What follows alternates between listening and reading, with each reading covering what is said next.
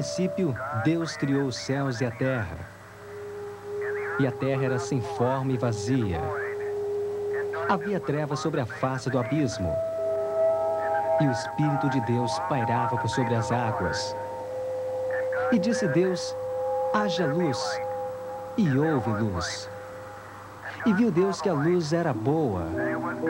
E Deus fez separação entre a luz e as trevas.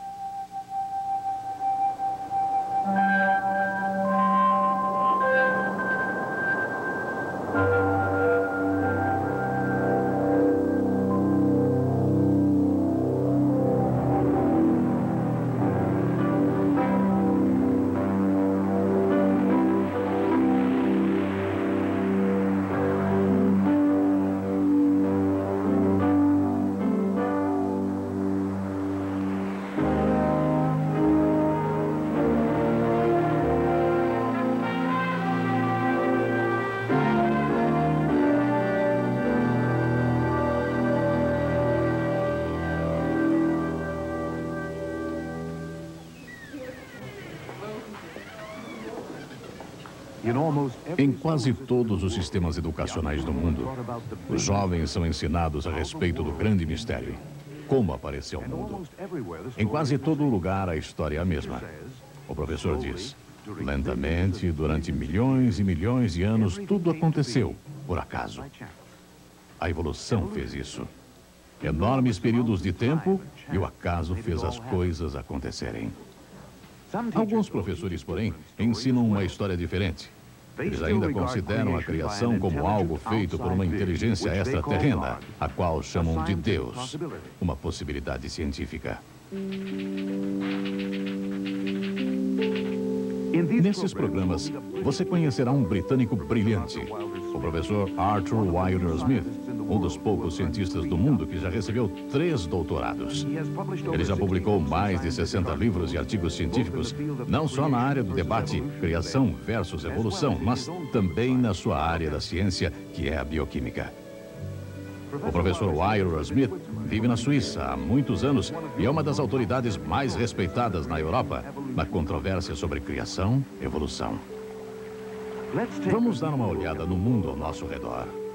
Vamos para a Suíça com o professor Wilder Smith e outros cientistas altamente qualificados e vamos examinar as evidências, os fatos da natureza.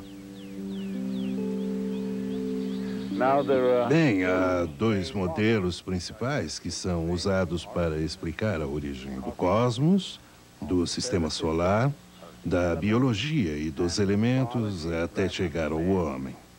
O primeiro modelo usado é conhecido como o modelo da criação.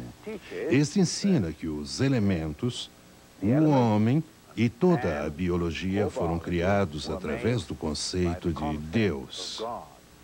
E que ele criou num período curto de tempo, significando que a Terra é relativamente nova. Esse é o modelo criacionista. O segundo modelo é conhecido como o modelo evolucionista e presume que os elementos, o cosmos, a biologia e o homem se desenvolveram durante milhões e milhões de anos lentamente, espontaneamente, por acaso. E que esse princípio evolucionário é o princípio por trás da biologia dos elementos em tótum. Isso é conhecido como modelo evolucionista. Vamos agora, nesta série de vídeos, dar uma olhada nos 2 modelos e ver em qual modelo as provas se encaixam melhor.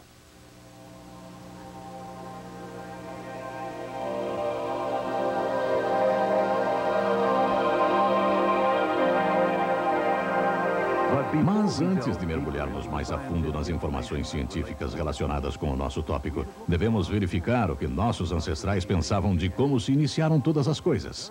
Bem cedo na história da humanidade, os homens devem ter ficado bastante impressionados com o Sol, a Lua e as estrelas. O professor Wilder Smith diz: o homem é fundamentalmente religioso e, se tiver a chance de ancorar sua fé em algo, é isso que ele faz.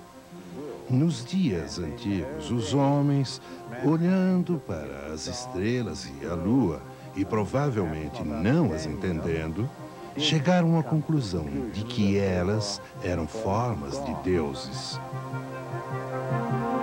Enquanto que na Mesopotâmia a lua e as estrelas tornaram-se objetos de adoração, no Egito o sol era dominante e adorado como um deus. Para os egípcios, o sol era o rei dos deuses e imperador do mundo. Eles acreditavam que Ra, o sol, dia após dia, vencia o caos das trevas para raiar sobre aquele oceano primitivo triunfantemente, conduzindo seu barco solar pelos céus até desaparecer, iluminando o submundo durante a noite. Um conhecido hino ancestral ao deus egípcio do sol, Atom, é guardado no Museu Egípcio do Cairo. Ele fala a respeito do sol como fonte de toda a vida. Tu, ó sol vivente, que dás início à vida, tu és radiante, magnífico, brilhante e alto acima das terras. Tu que causas o fruto na mulher, que criaste a semente no homem e que deste vida à criança no útero de sua mãe. É bem diferente a história contada na Bíblia, o livro de um outro povo antigo do Oriente Médio, o povo de Israel. A Bíblia diz que só há um Deus, Criador do céu e da terra, e, portanto, Criador também do sol. Deus é a fonte de luz e vida. E o sol, a lua e as estrelas são somente portadores de luz, indicadores do tempo e das estações. A descrição bíblica é completamente diferente de todas as histórias da origem do mundo. E, como muitos cientistas hoje acreditam, historicamente ela é de completa confiança. É um relato sóbrio de como esse maravilhoso mundo apareceu. O Velho Testamento compara o número de estrelas aos grãos de areia nas praias. O surpreendente é que essas palavras foram escritas quando os antigos astrônomos achavam saber exatamente quantas estrelas existiam. Só alguns milhares. Era tudo o que podiam ver a olho nu. Como poderiam saber esses escritores bíblicos, mesmo milhares de anos antes de Galileu apontar seu telescópio astronômico para o céu em 1609, que as estrelas são literalmente incontáveis? Galileu ficou pasmo pelo que viu. Nenhum homem poderia começar a estimar com precisão o número das estrelas do universo.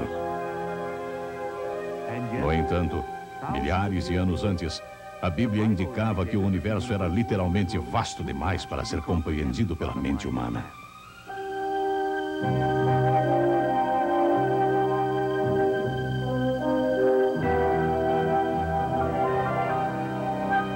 Para nós, vivendo no século XX, o Sol é uma fonte de energia importante.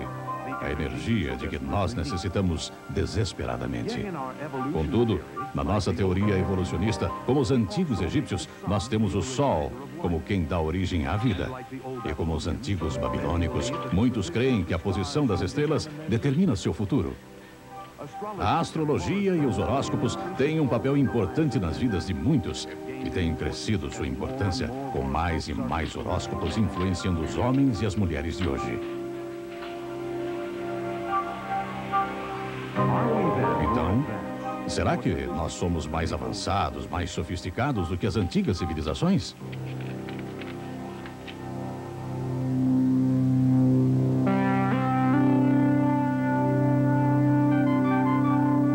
Em nosso século, a ciência e a tecnologia dominam nossas vidas. Temos explorado a incrível vastidão do espaço que nos cerca. Aterrissamos na Lua e colocamos postos de observação em Marte. Mesmo que a pesquisa espacial só tenha conseguido engatinhar por alguns metros, nosso conhecimento tem aumentado rapidamente nos últimos anos. Porém, quanto mais sabemos e descobrimos, mais urgente se torna conhecer as respostas e perguntas como: de que maneira aconteceu tudo? De onde viemos? Somos nós produtos de um criador inteligente? Ou é a evolução, o mero acaso, nosso pai verdadeiro? A objeção comum proposta contra o modelo criacionista é que ela supostamente não seja científica. Dizem: se você oferece um Deus para explicar a origem da energia, da matéria e da vida, você está oferecendo algo que não dá para examinar num laboratório. Bem, nós não podemos examinar Deus num laboratório, e isso realmente é verdade. Mas mesmo que não possamos examinar Deus, o modelo criacionista pode ser examinado em laboratório e tem se provado correto, porque se o homem fizer o papel de um criador, ele pode, ou provavelmente, irá criar algumas formas de vida simples no decorrer dos próximos anos, possivelmente. Vejamos, o segundo modelo evolucionista diz que para produzir a vida não é necessário supor nada que não seja ou matéria ou energia. Ora, essa afirmação não é científica.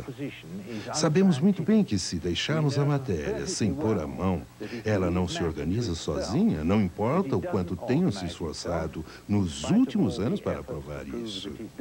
O que realmente precisamos, todas as vezes que queremos vida, é injetar informações vindas de um ser inteligente na matéria, seja este ser Deus ou homem. Portanto, o segundo modelo não se encaixa tão bem como o primeiro modelo, o da criação, com os fatos científicos conforme os conhecemos. Por que o professor Wilder Smith está tão convicto de que a evolução nunca poderia ter acontecido? A resposta é bem simples. Tomemos o exemplo dos arranha-céus de Nova York. Para construir esses prédios enormes, você precisa de um plano. Engenheiros e arquitetos fizeram cálculos complicados para construí-los de maneira que as pessoas possam morar e trabalhar neles com segurança. É claro que ninguém tem a ilusão que esses prédios vão durar eternamente. Tudo na natureza obedece às suas leis imutáveis. A segunda lei da termodinâmica diz que, eventualmente, tudo irá cair e se desintegrar. Nada é eterno. Tudo muda e o caos aumenta. Isso não se aplica somente às coisas que construímos, mas também à natureza. Os processos químicos que mantêm a vida de nossos corpos tornam-se menos eficientes à medida que envelhecemos. Já estamos acostumados com essa lei universal. Um relógio perde a corda. Um carro enferruja. Deixados à vontade, todas as composições químicas tendem a se desfazerem, dividindo-se em matérias mais simples ao invés de se tornarem mais complexas. Para o conhecido evolucionista Isaac Asimov, esse problema de caos progressivo tem se tornado a inspiração para uma história de ficção científica. Asimov, escrevendo em Nova York a maioria de seus 200 livros de ciência e ficção científica, conta por que tudo na natureza regride até chegar ao caos. A segunda lei da termodinâmica afirma que a quantidade de força de trabalho disponível que se pode extrair da energia do universo está constantemente diminuindo. Se você tiver bastante energia em um local em grande intensidade, para que você possa ter uma alta temperatura aqui e baixa temperatura ali, então você pode extrair dessa situação a força de trabalho. Quanto menor a diferença de temperatura, menor a força que se pode obter. Ora, de acordo com a segunda lei da termodinâmica, existe sempre uma tendência das áreas quentes se esfriarem e das áreas frias esquentarem, de forma que cada vez menos força de trabalho pode ser aproveitada. Até que, por fim, quando tudo está com uma só temperatura, é impossível aproveitar qualquer força, embora toda a energia ainda esteja ali. E isso é verdade para tudo em geral, para o universo inteiro.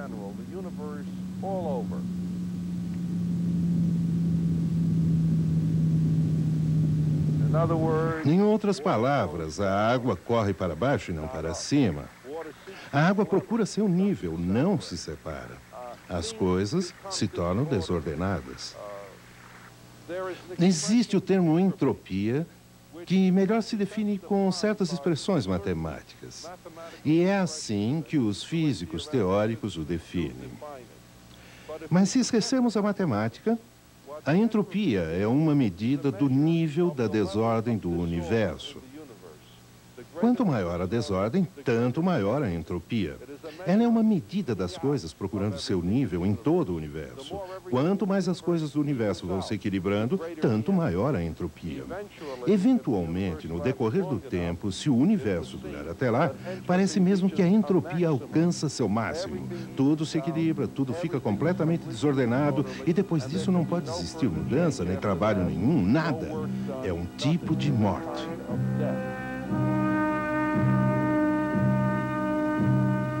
Os cientistas desconhecem qualquer exceção a essa lei. E ainda que o Dr. Asimov pessoalmente não o reconheça como tal, muitos cientistas acreditam que isso seja um obstáculo verdadeiro e muito sério à teoria da evolução, porque a evolução requer que os átomos se organizem em arranjos cada vez mais complexos e ordenados. O evolucionismo afirma que durante milhões de anos, tudo está basicamente se desenvolvendo para cima e se tornando cada vez mais ordenado e complexo. Entretanto, esta lei básica da ciência, a segunda lei da termodinâmica, diz o exato oposto. Os arranjos complexos e ordenados tendem a se tornar cada vez mais simples e desordenados com o passar do tempo. Há um impulso irreversível para baixo através de todo o universo. Vários cientistas apontam que basta só isso, só essa lei, quando compreendida em toda a sua essência, para desacreditar a teoria da evolução. De fato, é uma das razões mais importantes que motivou vários evolucionistas a deixarem de sua teoria em favor da ideia de uma criação original.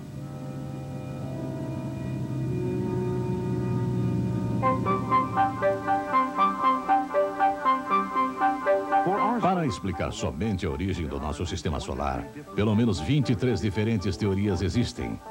Por que tantas? Porque nenhuma delas explica todos os dados. Nenhuma delas, a não ser a ideia de parecer que foi projetada, criada. O universo não parece ter a forma de algo que foi formado simplesmente por uma explosão e acidentes do acaso. O universo opera de acordo com leis precisas e funciona com ordem.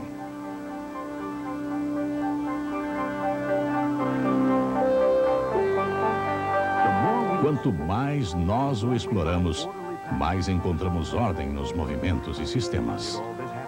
Será que tudo isso aconteceu por acaso?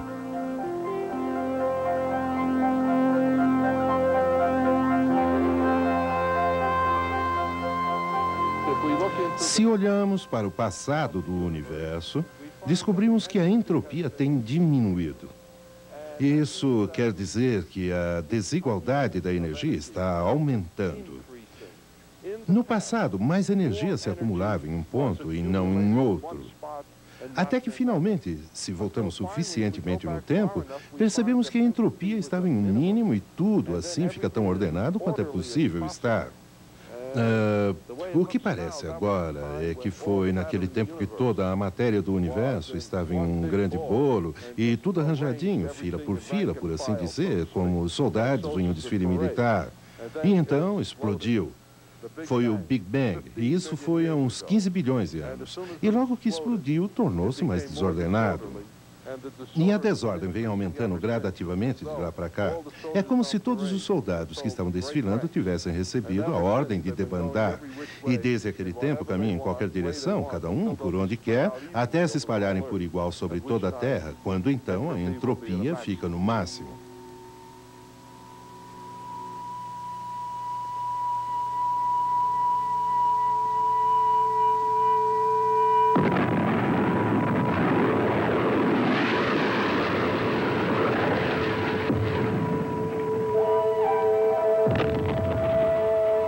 Será que um Big Bang consegue ser a explicação verdadeira de um universo tão complicado e altamente organizado como esse que conhecemos? O astrônomo professor Harold Slusher. O Big Bang é a grande explosão. É uma das cosmogonias dos tempos modernos. Tenta explicar a origem do universo, o que ela contém. O Big Bang afirma que toda a matéria e energia do universo se concentravam a certa altura naquilo que se conhece como sendo o átomo primordial. O tamanho desse átomo varia conforme as opiniões dos diferentes astrônomos. Uns diziam que era infinito em seu tamanho e outros que era, ou que tinha, mais ou menos, o diâmetro do sistema solar. Hoje, os pontos de vista seriam mais do átomo primordial ser do tamanho de um elétron ou menor. Essas pessoas afirmam que toda a matéria e energia se concentravam em um objeto menor, digamos, do que a cabeça de um alfinete, e que esse objeto ficou ali no espaço por quem sabe quanto tempo e, de repente, desenvolveu uma instabilidade interna e a coisa explodiu. E, de alguma forma, saíram de dentro dela galáxias e aglomerados de galáxias e estrelas e, pelo menos, um sistema planetário. Se olhamos o universo hoje, das explosões nunca vemos se processar a ordem. O que vemos ser produzido é desordem. Então é bem natural perguntar: quais as provas para essa ideia da explosão ser responsável pela ordem? Uma ideia tão diferente de qualquer coisa que podemos ver hoje, uma coisa que não parece seguir um modelo lógico normal de nada que tenhamos hoje. Ora, as evidências apontadas são o que chamamos de expansão do universo. Quando olhamos a luz que vem das galáxias, essa luz parece que está se mudando para o lado vermelho. Dizendo que está mudando para o lado vermelho, eu quero dizer que se um objeto está se distanciando de nós, de quem o observa, parece que aquelas ondas de luz ficam esticadas, e à medida que se esticam, a luz vai mudando para o lado longo do espectro e a luz parece ser vermelha. Acredita-se ser isso um efeito causado pelo movimento de um objeto para mais longe do observador. Por falar nisso, se um objeto, uma estrela ou uma galáxia estivesse se aproximando de quem o observa, a luz mudaria para o lado azul do espectro, mas quando a pessoa olha para as galáxias, a luz parece passar para o lado vermelho em praticamente todas as galáxias. E pode ir lembrando que algumas das galáxias têm mudanças para o azul. Ninguém jamais explicou por que com base no universo em expansão, mas a maioria das galáxias tem mudanças para o vermelho. Isso é tomado como prova de um universo em expansão. Existe uma variedade de outras explicações científicas reconhecidas como possíveis para o fato da mudança para vermelho que não exigem falar em explosão nem expansão do universo. Por exemplo, como Einstein previu, a luz pode ficar avermelhada por causa da gravidade, aquela força de atração entre toda a matéria do universo. Além disso, há muitas razões para pôr em dúvida seriamente o universo ter sido formado com uma grande explosão. Aqui na Terra, em toda a nossa experiência, nunca observamos explosões que produzissem arranjos ordenados. Estou certo que você consideraria o caso absolutamente incrível, fantástico e fictício se eu lhe dissesse que tinha visto uma dessas montanhas explodir e que da explosão eu tinha visto as rochas e o pó e os gases se baixarem para formar uma cidade, digamos uma cidade de pedra, na qual você teria bem mais ordem e complexidade e informações do que existiram naquela montanha de pedra. Parece-me praticamente impossível obter-se o universo real que vemos aí à nossa volta, não uma coisa imaginária, mas um universo visível, bem complexo, cheio de informações, a partir de uma grande explosão, um Big Bang. Só me parece possível obtermos um universo complexo que tem informações quando a matéria e a energia são criadas, visto que não vai surgir espontaneamente do nada, mas ser criado e depois a ordem ser colocada em seu sistema e a complexidade ser colocada no sistema e nas informações a partir de fora.